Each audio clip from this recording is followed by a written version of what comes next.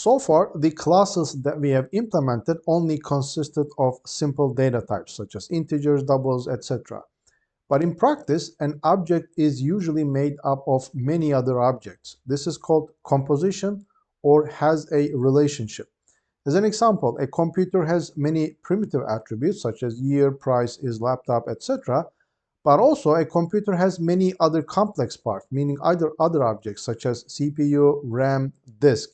And here is how we represent the composition or has a relationship in kind of a UML diagram like figure. Computer is the main object that has a CPU, has a RAM, and has a disk.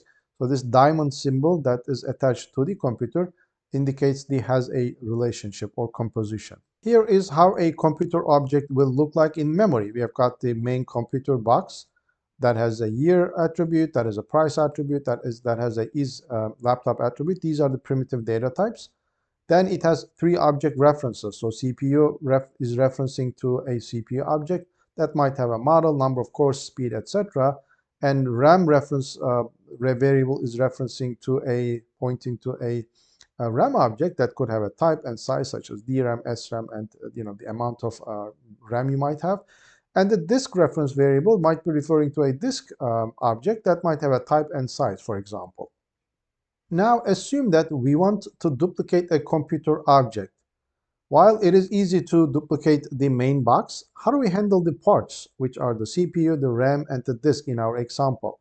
There are two strategies here. One of them is called a shallow copy, which makes a copy of the main box, the computer object, but the copy shares the internal objects, meaning the CPU, RAM, and disk with the original object. This means modifying the copy's CPU modifies the original CPU or vice versa, because both objects will be pointing to the same CPU object. And this leads to unexpected entanglements between the objects and is obviously undesirable. The second copy strategy is called a deep copy, where we not only make a copy of the main box, the computer, but also create new objects for the parts, the CPU, the RAM, and the disk. So that means the new computer gets its own unique CPU, RAM, and disk. So the copy does not share these objects with the original anymore. So the result would be the two computers are completely independent from each other, and that's the best practice because now we are completely isolating these two objects from each other. So let's look at how shallow copy works. Again, this is the original object where we've got the primitive data types and the object references pointing to the CPU, the RAM, and the disk. And in the case of shallow copy, when we duplicate the computer object, we are only creating a new copy of the computer object, the main box. But CPU, RAM, and disk pointers, that these are object pointers, are still pointing to the same objects that the original object is pointing to. So you could now see that if you make a change to, for example, the CPU, the RAM, or the disk, through the reference pointer of the first object, then the second object will also see those changes because we will be changing these objects which are shared. What you want actually is a deep copy, meaning that if this is the original object, you actually not only want to make a copy of the computer, but also every part that this computer might have. So they are now completely independent from each other. So any changes that you make to the original object will not be visible in the copy. As a concrete example of how shallow copy works and why it is undesirable, I'm going to show you this example where we have a person class that has one primitive data type age and a brain. It has a brain, and brain is a separate object, as you can see, with an IQ attribute. So I try to keep these as simple as possible because our goal here is to show the dangers of shallow copy. In the parameterized constructor to person, I'm getting the age and the IQ of the person. So I'm setting the age, it's a primitive data type. But for the brain, I'm creating a new brain object. I'm passing IQ as a to the parameterized constructor of the brain. And this brain reference pointer is now pointing to the brain object. I want to draw your attention to the copy constructor of the person class. So we are getting a original person object. And this is the copy person object that we are creating. I can simply say this.age is equal to person.age because age is a simple primitive data type. There's no problem in here. But look at this. I'm saying this.brain is equal to person.brain. So basically, I'm making these reference pointers point to the same brain object. This is the shallow copy that we are talking about. So as an example, let's look at this. This is my test code that I'm going to show later on. Or initially, I'm just going to create the first person object with age 30 and IQ 100. So this is how it's going to look like in memory. Person 1 would be pointing to this person object, where age would be 30. That will have a separate brain object where the IQ would be 100. Then later on, I will be using the copy constructor, passing person 1 into the copy constructor, and I want the copy constructor to create me a second person object. And because we are doing shallow copying, although copy constructor is going to create me a separate person object with age is equal to 30, so it's going to be copy of the original object. But the brain reference pointer in the created, the copy object would be pointing to the same brain object of the original object. This has the following implication. If I have a test code like this, where I'm using the person 1 reference pointer to change the age of the person, the first person, I will be changing this primitive data type. There's no problem in here. But if I change the IQ of the first person, I will be changing the IQ attribute, which is stored in this brain object, which is shared by the second person. So that means while I'm changing the IQ of the first person, implicitly I would be changing the IQ of the second person. And you're going to see this. So let's go to the actual code. This is the shallow copy that I have for the brain object in the person class. And here is my test code. So I'm going to go step by step so that you would see why this shallow copy is undesirable and has side effects.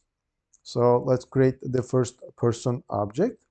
And now I'm using the copy constructor to create the second object. And because the copy constructor is doing shallow copying, both person 1 and person 2 is sharing the brain object. All right, so let's print the values. As you can see, person 1.age is equal to 30, person 1.brain IQ is 100, and the same applies to person 2 because we just made a copy of the first person. And now I'm going to change the age of the first person and the IQ of the first person. And now you're going to see, not only did we change the IQ of the first person, but also change the IQ of the second person. You can see that because age was a primitive data type, I only changed the age in the person 1, but I did not change it in person 2 because it's a primitive data type, so it's already being duplicated. So a copy of it is made, so any changes to the person 1's age will not affect the age of the person 2. But because brain is a shared object now, it's due to has a relationship or composition, and both of these brain pointers are pointing to the same brain object, any changes that I make to the brain object, either using person 1's or person 2's reference pointer, will be visible from the other object, which is totally undesirable. So what's desirable is that we make a deep copy so that when we change the IQ of the first person, the IQ of the second person does not change. So to perform deep copy of the person object, we will change its copy constructor as follows. We will still say this.age is equal to person.age because age is a simple data type. But the brain object would be created, a new brain object would be created, and a copy of it will be made. So initially, the first time I create the person 1, this is how things will look like. We'll have the person 1 reference pointer point to the person object, and the brain reference pointer in the person object would point to the newly created brain object. But when I now execute the copy constructor of the person class to duplicate the first person, or make a new copy of it, the new copy, which is right here, will now have its own brain, right? So the new person will have its own his or her own brain object. That means any changes that I make to the first object will only change the IQ of this brain and not the second one, and that's what's going to happen. So it's the same test code now. I'm changing person 1.age, so I'm making it from, I'm changing it from 30 to 50. I'm then changing the IQ of the first person from 100 to 120, As you can see, this will not, I'm only changing the IQ in this brain object, not in the second brain object, which belongs to the second person. So now you can see that both each person object has their own brain. That's why making a change in one does not change the other one. And this is the desired behavior that we want. This is the deep copy that we are talking about. And here is the actual code. So as again, I just changed the copy constructor. I made sure that when I am copying an object, making a copy of the person object, I am also creating a new brain object for the copy object that I am creating. And when we go to the test code now, you're going to see that when I make changes to the first person, the second person's data will not be changed. So this is initially we are creating person one, then I'm making a copy of it. Again, this time because we are doing deep copy, each person has their own brain, right? And this is what it is. Oh, initially, of course, they will have the same data. We just duplicated person one, and now I will be changing the age of person one and also the IQ of the first person. And when I print them now, you're going to see I just changed the data that belongs to person one. The data that belongs to person two did not change at all. It was 30, 100 before, and it's still 30 and 100. So bottom line, pay attention to deep copying when you have objects that are made up of other objects. So they are complex objects created through composition or through has a relationship.